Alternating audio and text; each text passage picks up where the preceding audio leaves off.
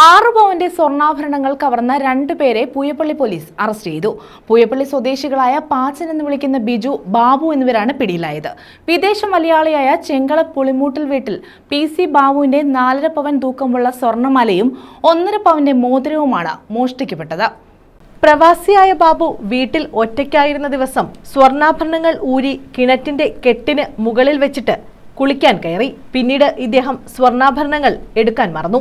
ബാബു ഗൾഫിലേക്ക് മടങ്ങിപ്പോവുകയും ചെയ്തു. ഈ സ്വർണ്ണാഭരണങ്ങളാണ് കാണാതായത്. തുടർന്ന് പോലീസിൽ പരാതി നൽകുകയായിരുന്നു. അന്വേഷണം നടത്തിയ പൂയപ്പള്ളി പോലീസ് ബാബുവിന്റെ വീട്ടിലെ പുറം ജോലിക്കാരനായ ബിജുവിനെ കസ്റ്റഡിയിലെടുത്തു. തുടർന്ന് ഇയാൾ കുറ്റം സമ്മതിച്ചു. കിണറ്റിന്റെ വക്കിൽ നിന്നും എടുത്ത ആഭരണങ്ങൾ ബിജു ബന്ധുവായ ബാബുവിനെ ഏൽപ്പിച്ചു. ഇവർ ആഭരണങ്ങൾ മുറിച്ച് പല കഷ്ണങ്ങളാക്കി സ്വർണ്ണക്കടകളിൽ വിൽക്കുകയായിരുന്നു. സ്വർണ്ണാഭരണങ്ങൾക്ക് 4 ലക്ഷത്തോളം രൂപ വില വരും. ആഭരണങ്ങൾ വിറ്റുകിട്ടിയ പണം ഉപയോഗിച്ച് ഒരു പോത്തിനെയും മൊബൈൽ ഫോണും വാങ്ങി. ബാക്കി തുക വിവിധ ആവശ്യങ്ങൾക്കായി ചിലവഴിക്കുകയായിരുന്നു. പൂയപ്പള്ളി CI ബിജു STയുടെ നിർദ്ദേശപ്രകാരം SI രജനീഷ് എമ്മിന്റെ നേതൃത്വത്തിൽ SIമാരായ അനിൽകുമാർ, രാജേഷ്, സിവിൽ പോലീസ് ഓഫീസർമാരായ റിജു, അൻവർ എന്നിവരടങ്ങുന്ന പോലീസ് സംഘമാണ് പ്രതികളെ അറസ്റ്റ് ചെയ്തത്. ഇവരെ റിമാൻഡ് ചെയ്തു. ന്യൂസ് ബ്യൂറോ, കൊല്ലം.